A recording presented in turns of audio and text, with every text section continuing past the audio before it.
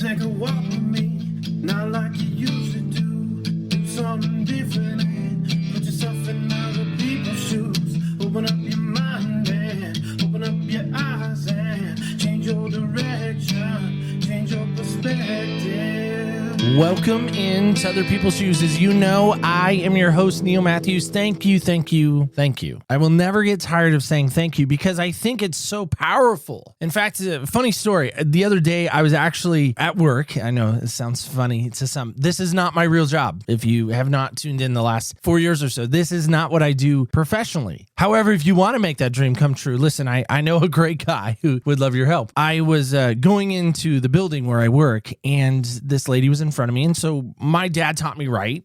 Ladies go first. So I quickly ran and I grabbed the handle to the door and I opened it, and I kind of had this stupid, Cheshire cat grin on my face, I'm sure, because it was in the morning and I'm trying to be perky like we all are, right? And this lady looked at me and she goes, "What'd you do that for?" I was like, "Oh, sorry. I was trying to be polite." People still do that. I was like, "I do." Oh, she just walks in. I didn't know what to say. How does that relate to our guest? Well, let me tell you, because I think so many times when it involves the word money, it gets real awkward real quick. And so I feel like today we need to get awkward and we need to get real. And so help me welcome in my new friend, Cathy. Cathy, how are you today? I'm doing fantastic. Thank you, Neil. Now, Cathy, help me out with this because I heard rumors that you are in a certain state that we have yet to be in yet. Help me out with that. And it is what state? I am in Vermont. Vermont. The last I heard about Vermont was back in December. My friend Bing Crosby and his friends were on their way to Vermont because there's snow,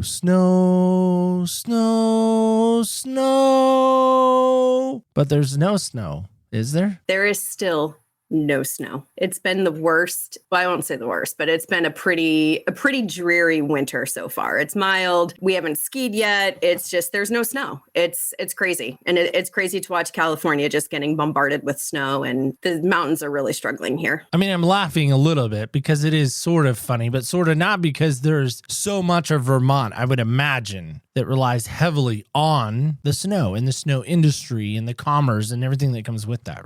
Absolutely. We start getting winter temperatures, and we call like November and March stick season, where there's no greenery. The leaves are all off the trees. So from November through March, it can be just really gray and dreary. So if you don't have snowfall and it's just gray and dreary and that muddy, dirty snow that's plowed to the side of the road after maybe one snowfall, it can just feel long. It can feel like a really long season. I love that movie, White Christmas, because of that reason. So obviously, for those that didn't know, that was White Christmas. That was White Christmas. That was my poor interpretation of that. And there's no snow, and I'm sure that's what many people experienced again. Although we did have two pretty good storms right before Christmas. Okay. It's just now like this is the winter season that you wish nobody wants to talk about. But other than that, Vermont is a beautiful state. Lovely, beautiful little state. Well, I love it. I've never been there. I think I told you this preliminary when we first started talking, because we have this map. And so now we get to cross off Vermont, which I'm really excited about, because we've been to Maine. We had a guy that was in, Maine, oddly enough, but he also found himself in Waco, Texas. So that's a place people may want to go back and talk to. They're like, wait, Waco, Texas, that brings about something. Well, maybe that's where he was.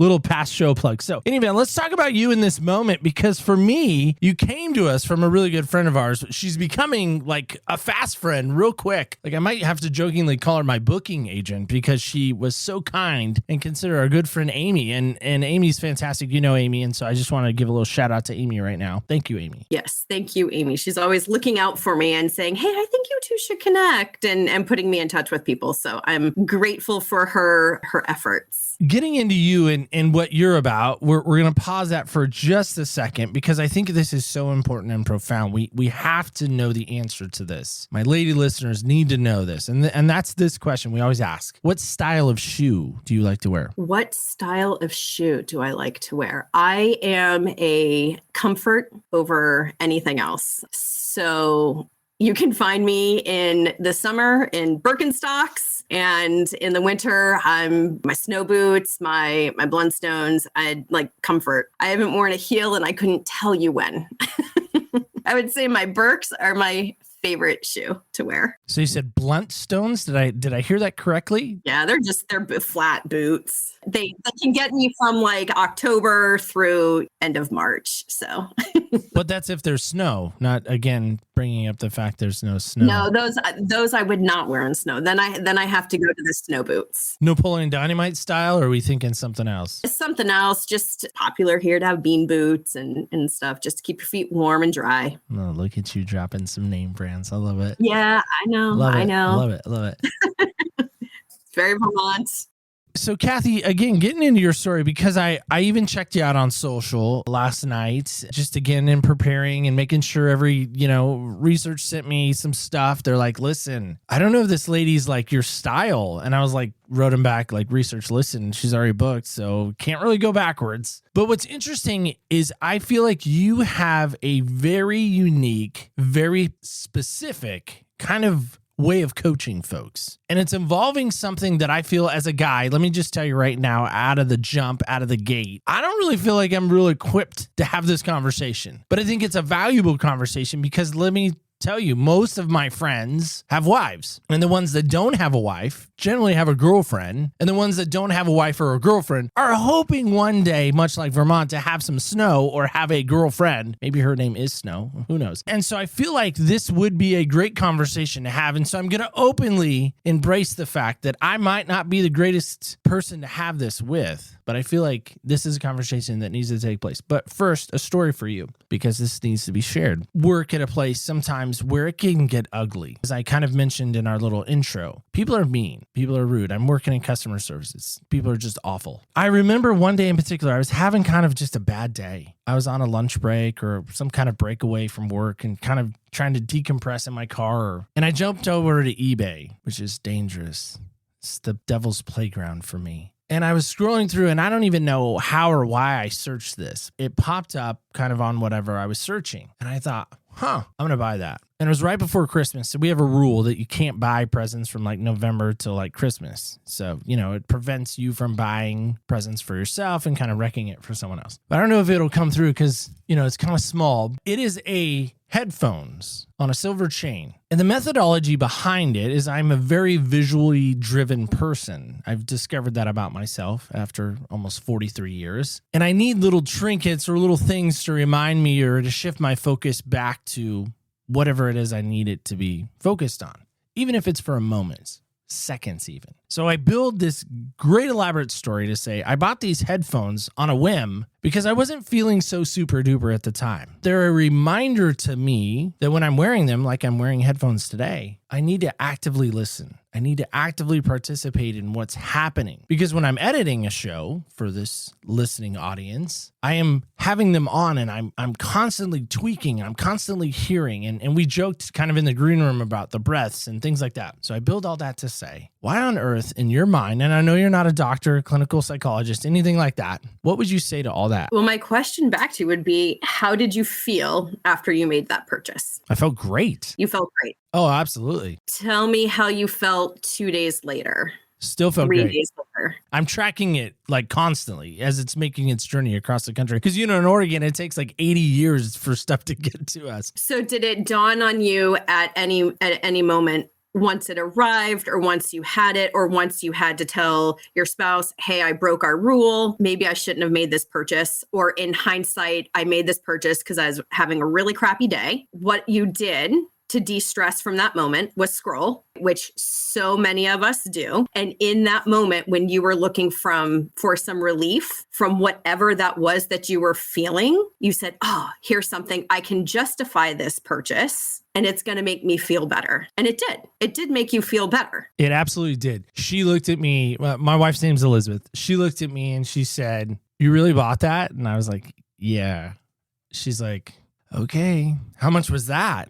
I was like, it was like $8. I mean, it was super cheap because it's eBay. I mean, it's probably coming from who knows where. It made me feel better. And by the way, every time I put it on, I still feel just as good. I don't regret the purchase. I think the only thing I regret is that I bought it during the lockout period of present buying. That's the only thing I regret. But outside of that, yeah. But there have been times I've bought shoes, and this is terrible. I've spent $130, $140 on shoes. And as soon as I get them, I'm like, I'm probably never going to wear these because they're like high end, Jordans and things like that and Carolina stuff. And it's something that we don't necessarily pay attention to is the emotion of what we're feeling when we're purchasing and what is happening right before that. Are we just aimlessly scrolling? So it sounds like maybe eBay is a fun go-to for you to just zone out. Then you see something that piques your interest. Oh, yes, I need to have that. And while that one $8 purchase may not have made or broke your month that month, you did have to have that slightly awkward conversation with Elizabeth. When we get in that habit and that pattern of that's how we're going to self-soothe,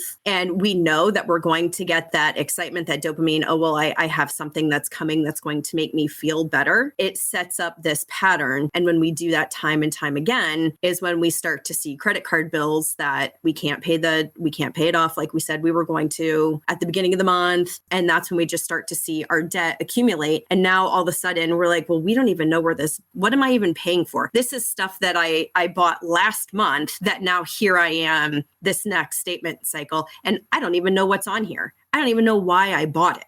And I hear that time and time again. And for women, so my unusual niche that you're referring to is I specifically work with women around their menstrual cycle. I just want to say, I hear you and you feeling like you might not be equipped to have this conversation, but I want to reassure you that so many women that I talk to also feel not equipped to have this conversation.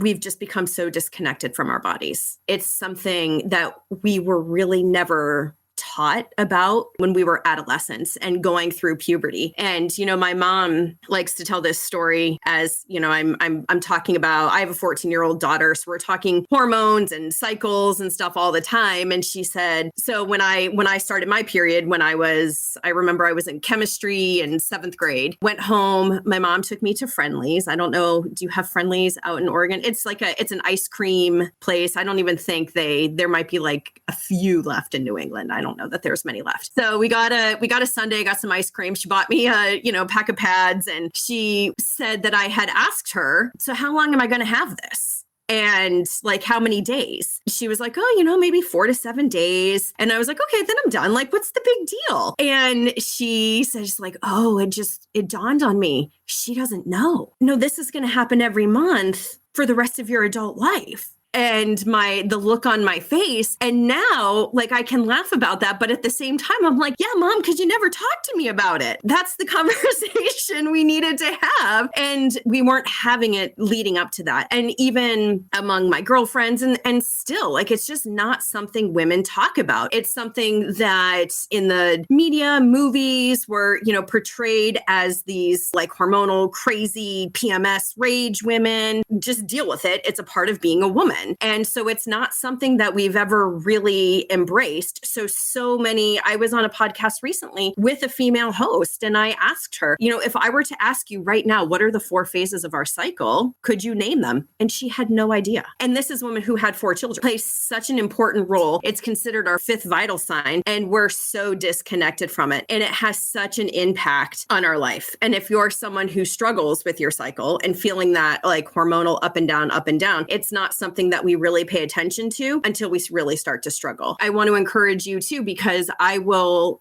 tell you, it is my husband who noticed my patterns, hormonal patterns, well before I did. So I don't discredit yourself as a man in that I might not be equipped to have this conversation. If you have a spouse, you need to be in the know about it just as much, because we're not wired to show up every single day with the same amount of energy that you are. And knowing that and understanding how you can better support your partner will go a long way. Because what I hear from men and what I'm talking about to men a lot is, well, what would it feel like to maybe not have to walk on eggshells a week every month? because that's how it was in my house. It was my husband who kind of started to notice that for me. And I was like, no, don't you dare start to blame this on my cycle. And then when I started to notice, and I was like, oh, snap, he's right. I just got word from research that your husband has been, I guess, nominated for some type of Man of the Year. Are you aware of this? I am not going to relay that to him. But I'm serious. Let me just be candid for a second. I'm just trying to figure this out because let me tell you, my wife and I met at 16 and 17. So we've been together majority of our life. I'm going to walk delicately here because I don't want to embarrass myself and potentially her. I rarely know when it's going to happen, just being honest. Mm-hmm. And she's tried to educate me. She's tried to, in her kind, because she's super kind. Like, you'd probably love her. Most people do. They are Team Elizabeth when they get to know her. No one is ever Team Neil. Mostly Team Elizabeth. There's shirts being made. There's a movement started. Giant E's on everything. It's fine. Not bitter. I'm not seeing a counselor over it or anything. My point is that I couldn't. I don't know. And I think that's, as much as it was awkward for me as I started, again, digging into you and kind of more of what you're about, I'm like, man, I don't think I know enough to really sound intelligent, much less really carry a conversation. The more I dug into you, the more I started to discover that's the whole premise of what we're about right now, is because I think it's so profound what you can help ladies with, what you can help men with. I thought this is just too perfect. And I wanted to just, again, thank Amy because she kind of made this happen. Mm-hmm. I mean, she, created the introduction. So I'm going to lean heavily into your influence here, because I think when I think of money and when I buy stuff, and I'm only going from a dude perspective because I can't go with a girl perspective, but I'm leaning into you. Is it similar, or are guys worse, girls worse? Are they the same? Help me with that when it comes to buying patterns and moods. Because let's face it, guys may not have that monthly cycle. But man, I do know some dudes that when they're not feeling super duper, when they're not feeling at their best, and it may be their own quote unquote time of the month for a dude, even though there's biologically stuff not happening. I have seen even my own father who actually admitted to me, like, hey, I was feeling sad, so I went and bought a gun. I'm like, that doesn't seem like a good purchase, especially if you're feeling sad. You know what I'm saying? Mm-hmm. And I know gun enthusiasts out there will be like, it's fine. But there are other people like, what? He's sad? You probably should check into that. I guess what I'm trying to ask is it the same across the board for men and women, or is there any similarities, I guess, is the ultimate question. Yeah, I would say emotional spending is not exclusive to women. It's not. Culturally, see women as more emotional, witness them maybe a little more on those ups and downs. So it might seem anecdotally that women might be more impulsive or more emotional. That's not true.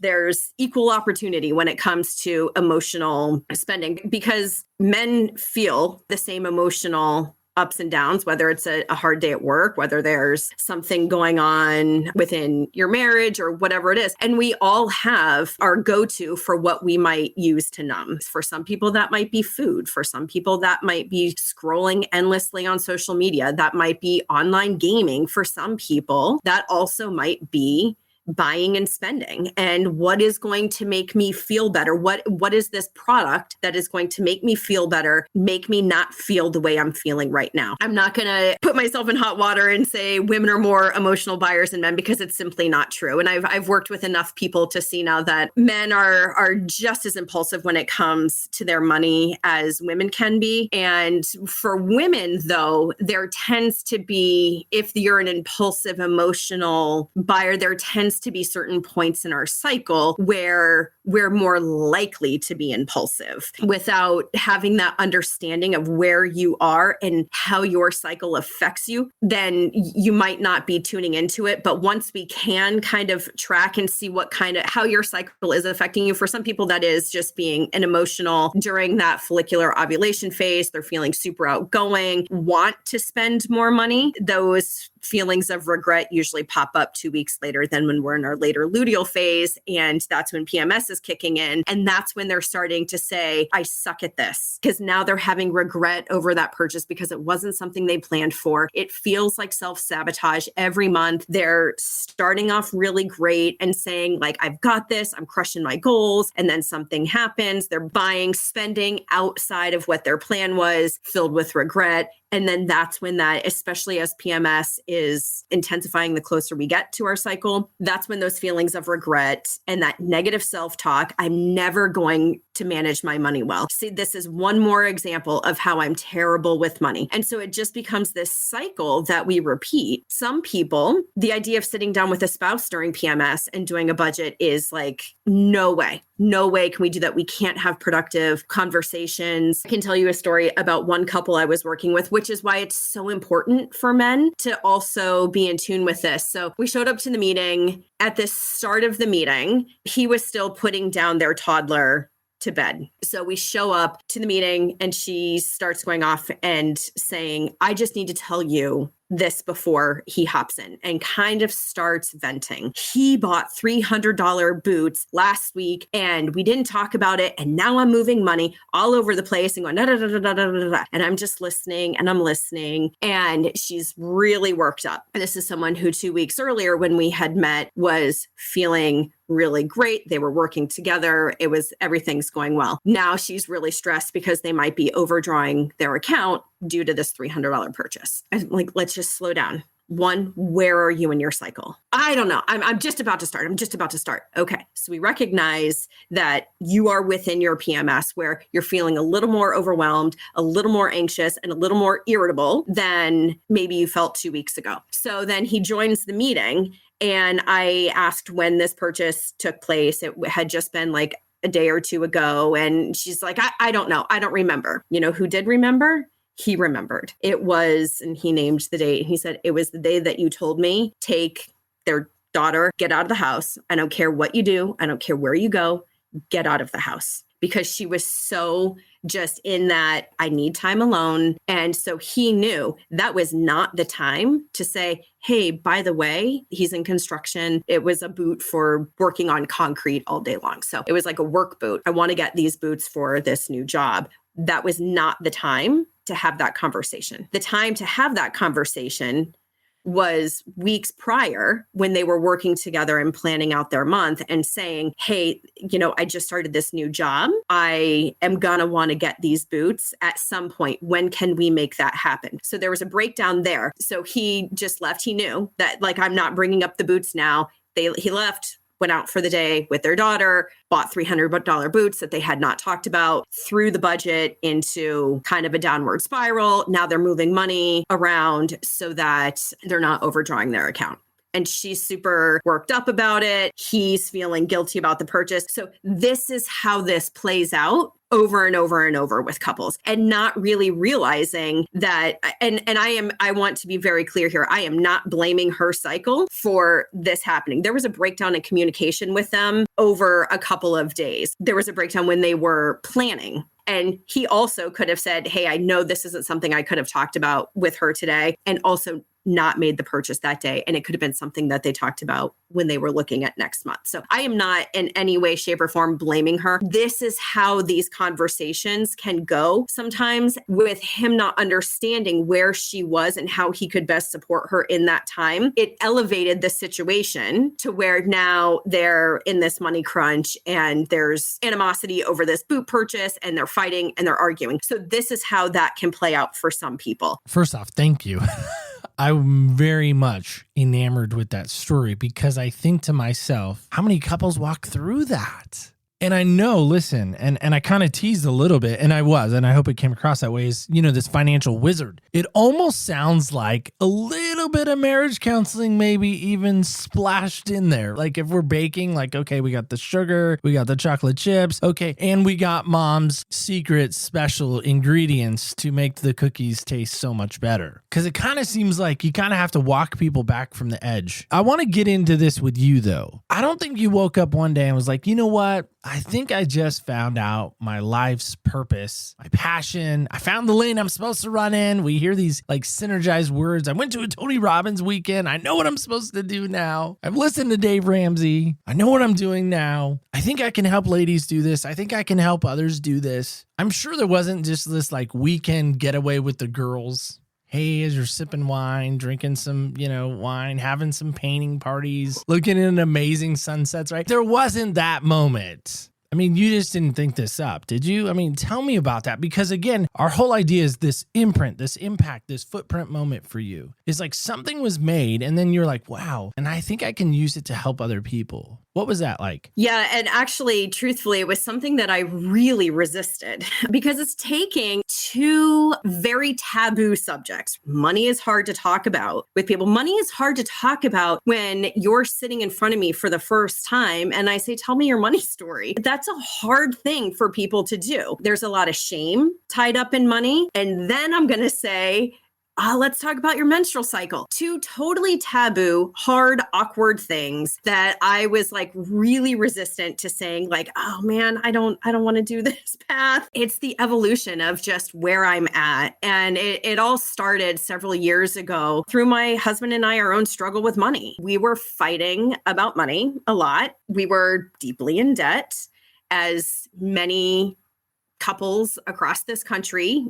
At that time, we were in our early 30s. And, it was not one bad decision after another. It was just that slow, we think we're doing what we're supposed to be doing. Once we graduated college and got married, we instantly had $75,000 worth of student loan debt. We bought the house, we started having kids. By baby number 3, we need a minivan. Of course we do. So let's get that minivan and that payment. And, we kept telling ourselves, well, when this happens, then when we get that next raise, things will get better. When our kids are not in daycare, things will get better. We were seeing those things happen. It wasn't getting better. In fact, it was getting worse. We were fighting more we were feeling the financial pressure more and more. And this feeling of it's never going to change. This is as good as it gets. This is just what it's like. Hopefully we'll be able to retire someday. That line of thinking was taking a significant toll on our marriage. When partners aren't working together on their money, you each are kind of shouldering certain responsibilities in your head. I will say for sure, my husband knows when the tires need to get rotated, when it's time for inspection and registration and things like that. I know when we have to go buy a birthday present for the next birthday party that's coming up for a kid in one of my kids' classes. And so it was that. And it was like he would have several bills scheduled to go out and I'd be like, oh, my son's toes are sticking out of his shoes. I'm going to go get him some new shoes. Then it was like, oh, well, now we're negative again because we just hadn't communicated about that. And it was a text from him. I remember we had just I still remember it so clearly. We had just gotten paid on a Friday. And that following Tuesday, he texted me from work and said, do not use the bank account. Bank account's frozen. And I was like, again, like we just got paid. We have 2 weeks to get through here. We can't keep doing this. So that kind of started a spiral of we need to do something different, but we don't know what that different is. Our marriage is on the brink here. Most people are Team Jason. People love my husband, I will say. However, in that moment, he was not very open to getting help because he was telling me, it's not rocket science, Cathy. We just have to spend less than we're making. And I was like, yeah, I know that. And you know that. And yet neither one of us are doing it. What is this here? And we really just didn't have a plan. And it's not even that we were taking luxurious vacations and like, let's just live now and we'll figure it out later. It really wasn't that. It was just a lack of communication and a lack of planning. And we were spread so thin. We knew we needed to be contributing to retirement. We knew we should have some emergency savings. We knew we needed to pay off the debt. And in fact, in trying to do all of those things all at the same time was leaving us spread so thin that we couldn't really have any momentum towards any one particular goal. The lack of communicating. And I know we have this coming up this month and this coming up, and how are we going to manage that? We just weren't doing it. We were like, oh, we know we can roughly spend $200 at the grocery store. And like, that was our budget. That was our process. And it was not working. At that moment, we decided, okay, let's get help with this. Once we did, it changed everything for us. It just changed everything. We went from paycheck to paycheck. How are we ever going to pay off this debt? We're overdrawing every pay period. How is there ever going to be any extra to pay off any debt? To, oh my gosh, there is extra money. Where has it been going? So we went from, by the time we decided to actually focus on our finances together. By that point, we had about $20,000 worth of debt left. Over the next 18 months, we're debt-free and had a fully funded emergency fund. It just changed our hope for our future. And I will say as well, while working together on our finances, just out of total transparency, was a huge part, the success that we had. We also did, for a short, brief period of time, we did get marriage counseling for a little bit and just learning how to communicate. So for about 4 months or so. So that also played an important role in us learning how to communicate. And so then we were walking this path. As we were doing this, I was kind of telling everyone I knew about it and saying, because people would, I'd be on the sidelines at like my son's soccer game, and it just comes up. Like if you're really listening, you can hear the stress that people are under with, oh, the price of groceries are going up, gas is going up, or whatever it might be, or we just had this unexpected expense. So I just started listening and started telling everybody that I knew, hey, did you know that there's help out there? As I was looking for my next step, my family and friends started suggesting that I got into coaching. And I was like, I don't think that that's a thing. And I looked into it and I was like, oh, I guess it is. And which was really an important time for me, because at that point, so we had been like walking this plan and things for several months at this point. We had had our fourth child. When we had our fourth baby, I had left working outside of the home. Prior to that, I remember just kind of having this meltdown of, well, here I am. That was never a part of the plan. The plan was always like, oh, I'm going to have this great work-life balance, work part-time, be home. And at a certain point, it was working for everybody else but me. And I was burnt out and, quite honestly, just depressed and thinking, is this it for me? This is just what I do now. I was a microbiologist, a very highly skilled field. So I knew if I took several years off of it, it would not be that easy to just now jump back in. So I kind of found myself in a place that I never had wanted to be in, which was I had no financial contribution to my family, and I felt dependent and reliant on my spouse, which is a part of my own money story, being a very uncomfortable place for me to be. It was like the two things just lined up, in that I felt called to help people because it was so life-changing for us. Also served that a different way that I can add value to my family as well. You look like you're on the verge of tears right now. Mm. Your eyes my pastor said once, the eyes are the gateway to the soul. I don't know if that's biblical or whatever that is. He always used to say that. I'm enamored with that, by the way. Not your pain in that story. That's not what I'm enamored with. I'm enamored with the transparency of it. And first off, I've never met a woman yet who says, no, my husband's team so-and-so. It's usually team them. So I want to meet Jason now so I can at least hug him and say, bro, what's the secret here? How do I get people to be team Neil? I just think that's so impactful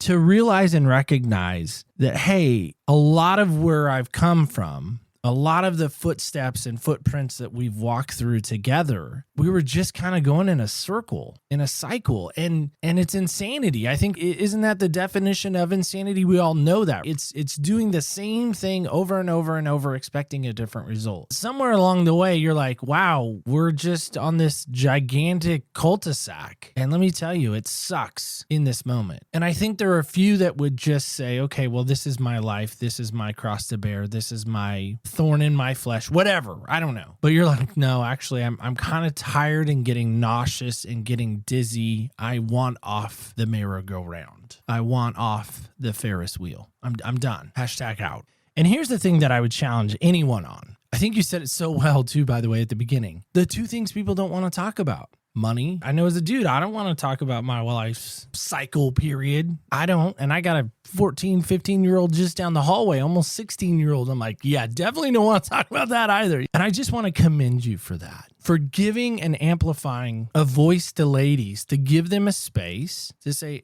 it's safe here. Let's walk this out. I just think that's so impactful. But if I'm going to be the negative Nelly, because, there's always one in the room. There's the pessimist. Well, that's great for her. There are guys out there, and I emphasize the word guys, who are financial gurus, I think we know of one. He's pretty famous. In fact, he classically has the line, well, better than I deserve. And I guess kind of pushed on that one day for me. So now I'm trying to find another phrase because I really don't like it anymore because of what she said. Impact moment. Change happens. Now, I know, again, people can go get research wherever they want. They can go get their financial coaching and guidance from anywhere. I mean, it's easy. YouTube, you can do that. Why are you doing it differently, or how are you doing it differently? Yeah, you're right. You can, if you want a soundbite, what to do, you can find that. The heart of it is really looking at our behaviors. And that's hard. So many of us don't realize is that we have money stories. And especially if you're in a partnership with someone, you're each coming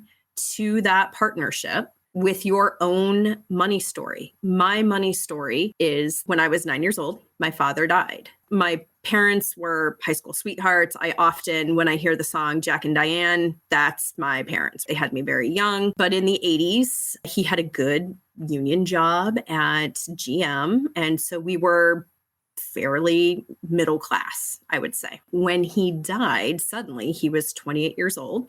My mother was 27 and now had 3 little girls to take care of. She had no way to support herself, didn't have the support from her family to help her figure out a way to do that. From my perspective, as a child and then teen adolescent, I saw my mom maybe starting to date sooner than we collectively, as now a family of 4, were ready, because my mom had no way to support herself or us. And there was never this moment after my father died of rounding us up and saying, I've got you. Don't worry. We're going to be okay. I'm going to figure this out. It was very hard for me when I saw my mother begin to date again. As an angry teenager, I think I actually even screamed this at my mother at one point, he's just your meal ticket. I don't know where I heard that. I don't know how I knew that as a teenager, but that's what came out. And that was my belief. While I wasn't exactly sure what I wanted to do, who I wanted to be,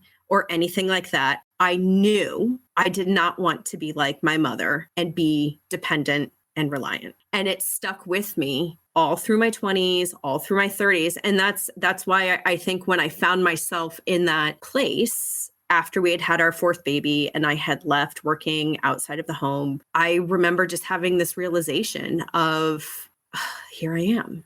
I've just worked my butt off the past 20 years to not end up exactly where I am, dependent and reliant. So that's the money story that I was bringing to my marriage. Let me be clear. My husband has never said, I'm the main breadwinner. We do as I say, or no, you can't have that. That was not the dynamic. This was my money story. It's how I felt about myself in what if something were to happen? Am I going to be able to support my children? And so we come to our marriages with these money stories and seeing whether it was talked about or not. You either saw your parents fighting over money, you saw them stressed about money. And so that is what you bring to your adult relationship, whether we know it or not. While it's great to have those sound bites and here's this model, if you don't understand what your beliefs are around money and the money story that you might have from what you saw growing up, none of that matters. Because if you can't effectively communicate that with your spouse, you're still going to find yourself with these limiting beliefs, not understanding why you're doing the things that you're doing, why talking about money is so hard with your spouse. And then if you're a woman in the relationship and you have that money story and now you're hormonally all over the place, now you have an extra layer that is even more complicating and you don't even understand why. I just think that's so powerful, so amazing about what you're doing. And that's why I was so excited about an opportunity to really sit and dig in and hear more, because I was curious, even from a guy perspective, how does my emotions play a role? Because let's face it, I'll just be candid here too. You threw some stuff on the table. Here's my stuff on the table too. My wife jokes repeatedly. She doesn't have to be emotional because I have enough emotions for the both of us and then some. Okay, so there we go. I'm the more emotionally driven person. I will allow at times my emotions to be my guide rather than my good friend Jiminy Cricket. I love what you're saying there. I love the fact that you're digging in and you're saying, I didn't want to be my mom. I mean, that's what I'm hearing.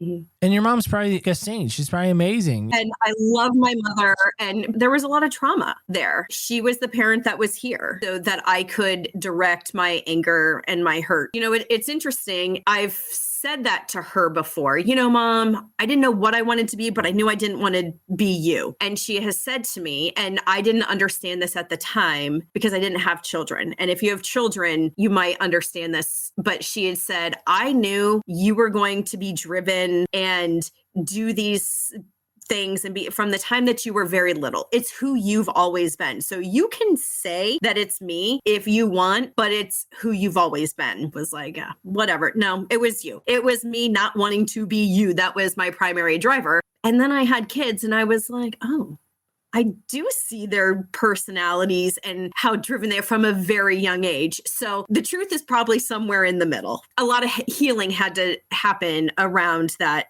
thought. And my mother is a wonderful woman and was in a very difficult spot. I can see that and appreciate that now as an adult with children and how difficult and scary that must have been for her not having the financial wherewithal of, well, what do I do now? It's just hard. And when we talk about these generational traumas, and this is how we start to change that conversation. And men are just as emotional as women. I don't want you to feel that you're unusual. We just don't allow men to have the space to be emotional, or they haven't been taught how to talk about their emotions or their feelings. Women, are just a little more open with that. And that's kind of how I got into, leaning into the menstrual cycle part of it, because even though now my husband and I were working together, we had made huge financial gains. I was working with clients and it was rewarding. I felt like this is my path. This is my calling. This is exactly where I'm supposed to be at this point in life. Despite all of that, I was noticing there were times that we were still struggling to have productive conversations. And it was my husband who pointed out, hey,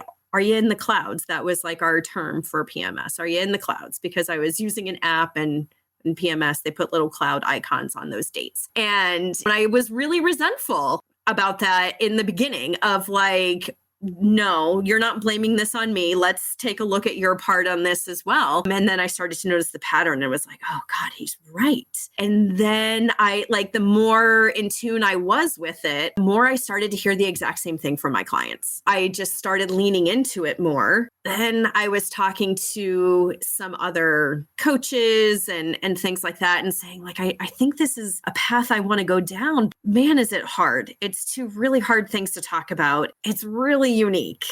And the more women I talked to about it, the more I heard, please talk about this. Please talk about this. I've had conversations with women who are postmenopausal who have said, one woman, she was near tears and saying, I am just so glad that the women coming up behind me are talking about this, because we never, you didn't talk about it even with your friends or anything like that. You just kind of suffered through it. And no matter what, you might go to your doctor and say, hey, I'm experiencing this or that. You're just told you're normal and you feel anything but normal. When you are feeling wild emotional swings that deplete your energy, make you feel crazy, you might be in pain if you have heavy periods, and you go to the doctor and you're just dismissed and said, totally normal. Welcome to being a woman. That's not really helpful. And you start to think,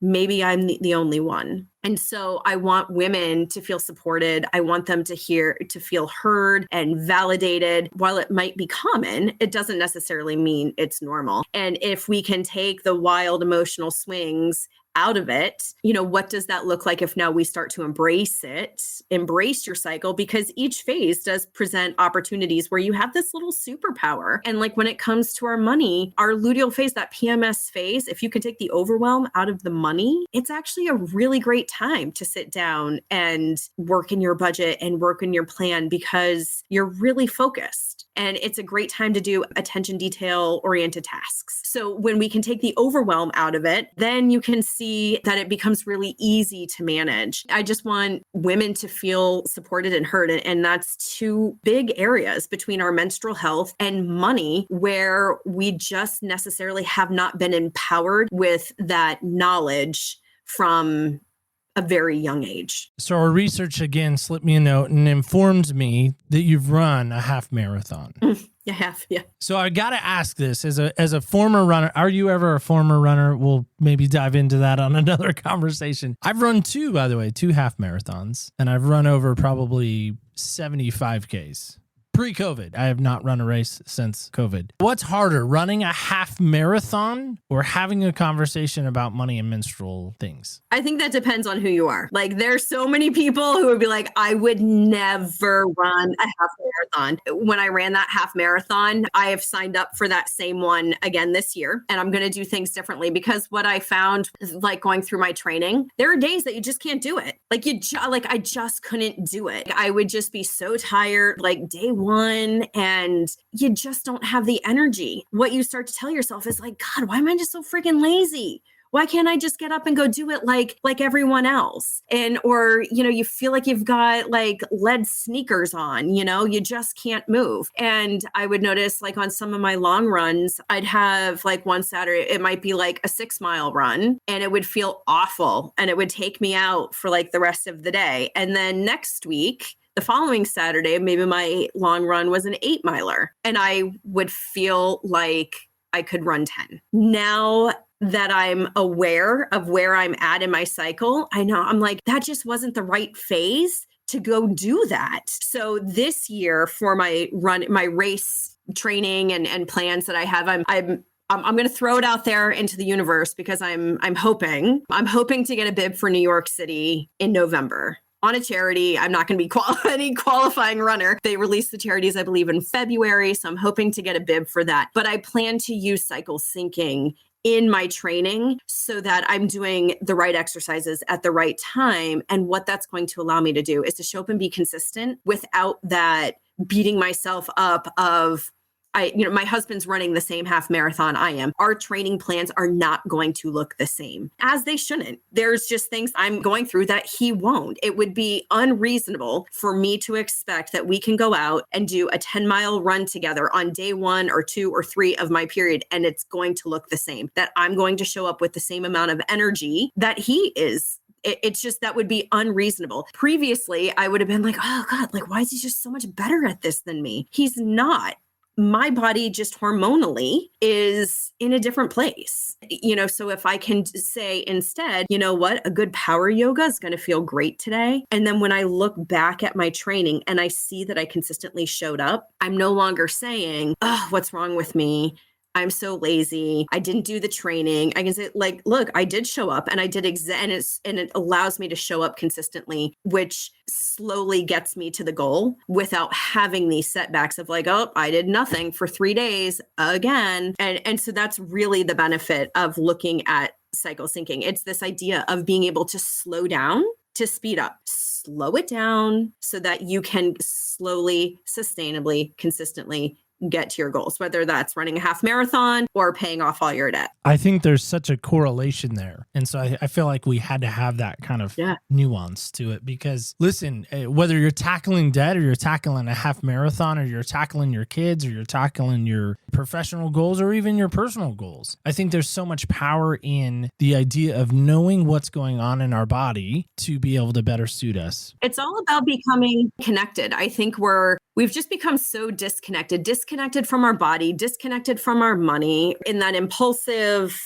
I want to feel better. I want to buy something, and right under that, add to cart. What is there now? There's Affirm, there's Klarna, there's Afterpay. That's going to break it up into nice small little payments for you. That makes it really easy for you to then justify and say, it's $6 over 6 weeks, no big deal. And then you do that several more times throughout the week. And, I'm seeing it time and time again show up in people's budgets, and now they're paying off. Affirm, 1, 2, 3, Klarna, 1, 2, 3, Afterpay, okay, 1, 2, 3, because we've just become disconnected from our money, what that means, what goals we're working towards. How is that serving us? We've become disconnected from our body. I just want it to go away. I'm going to deal with the symptoms, not really what's going on underneath, and listening to what our body is saying. So, ultimately my goal is to bring people back to a place of connection.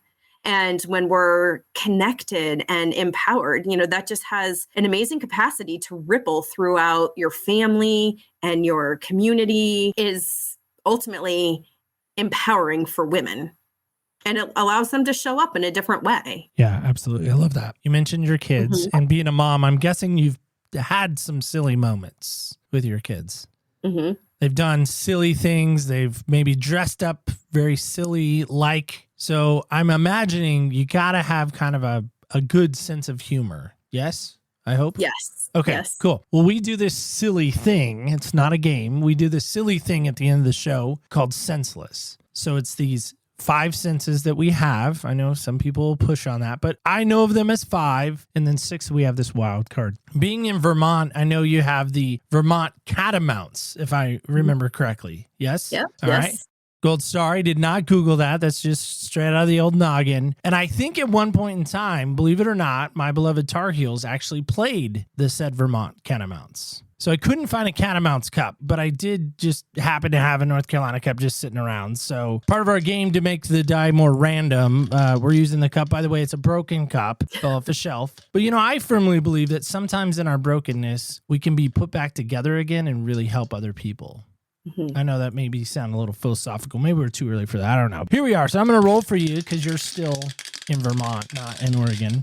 Ooh, I love this question. Number 6. Yes, it's even a light blue 6. You might notice a theme around here. Number 6 is this. You get a weekend. So we're going to define the weekend as 6:30 Friday night. It's usually when people get off of work. So, kind of starts the weekend till Sunday at 11:59. We're going to get every ounce of our weekend. So you get to spend the weekend with one person. Can be dead or alive if you want. Who's the person and what do you go and do? The person would be my husband, because as parents of 4, we don't get enough of those weekends away. And we're going hiking. And we're going to stay in a bed and breakfast that night, get up and do another hike. The mountains is ideally with our 2 dogs, leaving the kids at home, because if we have from 6:30 until Sunday, I definitely do not want to hear my kids complaining on the trail. We're going to go for a hike with the dogs where we're going to have a nice vista for a view. Yeah, I heard the Columbia Inn is really nice to stay in for a bed and breakfast. Yeah, there's so many in Vermont, and, we're close to so many mountains and hikes, but the mountains are really our favorite place. Well, before we let you go, too, I think it's only fitting that folks find out, like, if there's some ladies listening, if there's some dudes that are like, I'm going to just slip this to my wife under the door with my phone out to Neil's artwork, and I'm just going to say, babe, you should listen to this. I'm not saying you have a problem, but maybe you have a problem. How can folks get connected with you, and what's the best way they can do that? The best way is through Instagram. That's where I hang out the most. I'm the Menstrual Money Coach on Instagram, and you can follow me there. Send me a DM. I love talking with people, hearing your story, because we all have one. And it's always an honor when someone's willing to sit in front of you and share their story with you. Well, thank you again, Cathy. Thank you so much for coming on. We really appreciate the time that you gave us. I just want to say thank you again, because I really, truly believe this has been very enlightening, even for me. So thank you for that. Excellent. Thank you. I had a great time. Thanks. All right, guys and gals, kids and campers alike, that is it. That is all. That is our show today. And so I just want to ask you a question before we jump on out of here. So do me a favor. Just imagine just for a second you're on a beach. But being in the Oregon coast that I am, been there a few times myself, I love the water. I love the ocean. I love the sound of it. It's kind of in our music sometimes. At the beginning, sometimes we throw that in when we're doing announcements, because I love the ocean. But I remember one time as a kid growing up in Southern California, and I found a 50-cent piece. That's right. The one with Kennedy, our President Kennedy, was on it. And it was beat up, and it was trash. I mean, it was scratched up because it had been buried under the sand. And I remember as a kid, I was so excited because that 50-cent piece represented the fact that I could go get a pack of baseball cards. But for whatever reason, I didn't go buy this said pack of baseball cards. I actually held on to it and I put it in my piggy bank because I was so excited about this treasure that I had found. I did not want to just get rid of it. And I parallel that maybe to a little bit of today. Listen, some of the stuff she talked about, let me be honest, as a dude, I'm not excited to go have that conversation with my wife. Not looking forward to that. But I think Cathy did a great job of reminding us that there is a buried treasure in all of our lives. There is a hidden gem, a hidden coin. If we would only just take a moment to have that conversation, to experience that, what would be open to us? The possibilities, I think, are endless. So I want to challenge you on that. If you're married, if you're even seeing somebody, go have that conversation this week. Let me know how it goes. I'd love to know. OPSpodcast.com, great place to let me know. You can let us know on the socials at OPS Podcast Show on our Facebook, Instagram, and Twitter.